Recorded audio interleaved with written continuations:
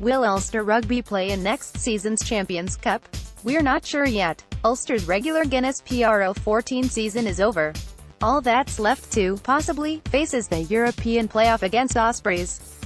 But we can't even be certain at this stage whether or not that's going to happen. We're willing to say that it's highly likely Ulster will host a playoff on May 19th, and here's why we say so. European Champions Cup qualification rules. There are 20 places in next season's Champions Cup. 6 of those go to the top 14, 6 to the Aviva Premiership and 7 to the PRO14. How are the 7 places divvied out in Ulster's league? Well, simply, it's the 3 top finishers in Conference A and Conference B, while the 2 fourth-place sides play off for the remaining spot. That's complicated this season by the Cheetahs finishing 3rd in Conference A, but it just means 4th-placed Cardiff have already qualified, leaving 5th-placed Ospreys to face Ulster in the playoffs. What about the 20th Champions Cup place? That's where it gets interesting. There is a list of criteria for who gets this space.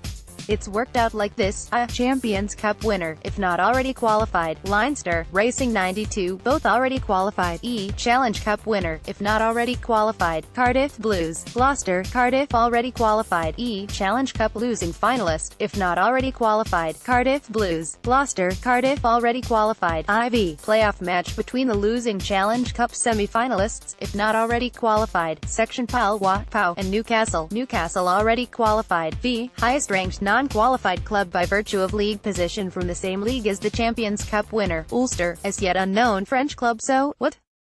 Well, as you can hopefully tell from above, Gloucester are the first club on the list not to have already officially qualified, even if, in essence, they have. That's because they will either seal their place via the Aviva Premiership route or as a Challenge Cup finalist. Ulster need them to do it via the Premiership route, rather than stealing the 20th spot. In order to do that, they need to finish in the 6th place they currently inhabit. A win against Saracens on Saturday would cement a top 6 finish, but it's fair to say that looks unlikely. That's because Gloucester will qualify whether they win or lose, and they have a Challenge Cup final to consider only 6 days after their league conclusion. But, for talk's sake, let's assume they secure 6th. That would mean the 20th place is passed on down the list. POW would be the next club to snap it up as things stand.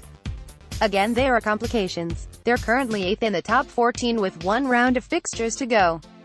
They're 4 points behind 5th-placed Lyon, 2 behind 6th-placed Casters, and level on points with 7th-placed La Rochelle. POW play 4th-placed Toulon at the weekend and need a win as well as hoping to leapfrog 2 of the 3 teams above them. Lyon host top-side Montpellier, Casters are at home to 2nd bottom Oyonnax, and La Rochelle play 3rd bottom Stade Francais. An upset is required to see off Casters or La Rochelle. Again, for talk's sake, let's say POW have got top 6.